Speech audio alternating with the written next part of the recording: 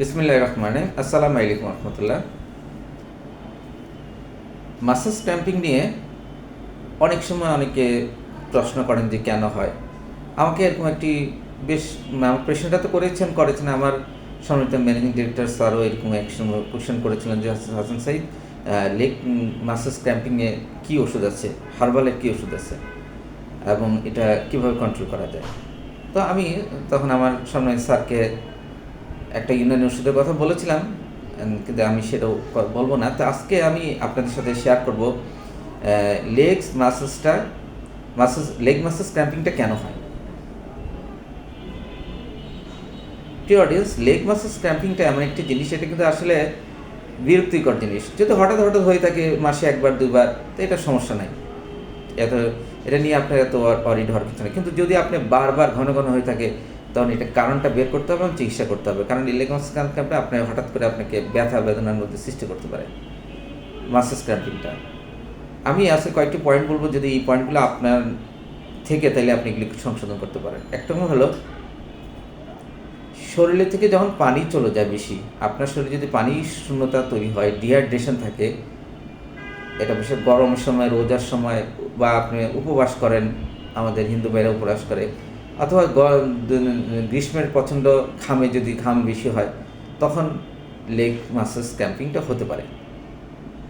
আপনি তখন পর্যাপ্ত পানি খাবেন, ডাবের পানি, বিভিন্ন জুস টুস খেয়ে এটা কন্ট্রোল করতে পারবেন, এবং লবণ জলের শরবত খেলেও এটা চলে যায়। বিভিন্ন মিনারেল জাতীয় উপাদানের ঘাটতি, আমাদের শরীরে পটাশিয়াম, সোডিয়াম, ক্যালসিয়াম, ম্যাগনেসিয়াম এই ধরনের উপাদান একটা ব্যালেন্সিং অবস্থায় থাকে। যদি কখনো দেখা যায় যে আপনার শরীরে এই ধরনের উপাদান কমে গেছে, তখন মাসাজ কী করে, এগুলিকে অ্যাডজাস্টমেন্ট করে, মানে এগুলিকে ডিঅ্যাডজাস্টমেন্ট করার জন্য লেগ মাসাজ ক্র্যাম্পিং করে। আপনার যদি এই আপনি লেগ মাসাজ ক্র্যাম্পিং বারবার হয়, আপনি এই ধরনের সমস্যাগুলো টেস্ট করে ডাক্তারের সাথে আলাপ করে এই ধরনের মিনারেলসগুলো ঘাটতি পূরণ করলে আপনার এটা রিকভারি হয়ে যাবে। অনেক সময় আমরা বেশি হাঁটাহাঁটি করি বা অনেক কিছু মুভমেন্ট করি, দাঁড়িয়ে থাকি অনেক সময় বেশি, ও বেশি বেশি ব্যায়াম যারা করেন, বিশেষ করে জিমে যারা দেখেন ঘন্টার পর ঘন্টা বেশি ব্যায়াম করে, তাদের কিন্তু মাসাজ ক্লান্ত হয়ে লেগ মাসাজ ক্র্যাম্পিংটা তৈরি হয়, অর্থাৎ মাসাজ ক্র্যাম্পিংটা তৈরি হতে পারে। এটা হচ্ছে অবশ্যই মাসাজকে আপনার রেস্ট দিতে হবে, রেস্ট দিলে অটোমেটিকলি এটা ভালো হয়ে যায়।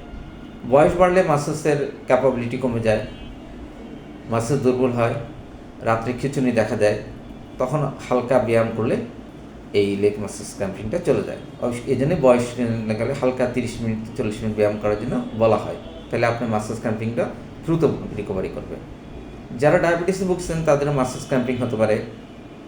কিডনির বিভিন্ন অবস্থায় থাকলে মাসাজ ক্র্যাম্পিং হতে পারে। ডায়াবেটিসের কথা যেহেতু বলা, আনকন্ট্রোল ডায়াবেটিস যাদের বেশি থাকে, কারণ আপনি দীর্ঘদিন আপনি জানেনই না আপনার ডায়াবেটিস আনকন্ট্রোল ডায়াবেটিস, তাহলে কিন্তু আপনার লেগ মাসাজ ক্র্যাম্পিংটা বেশি হবে।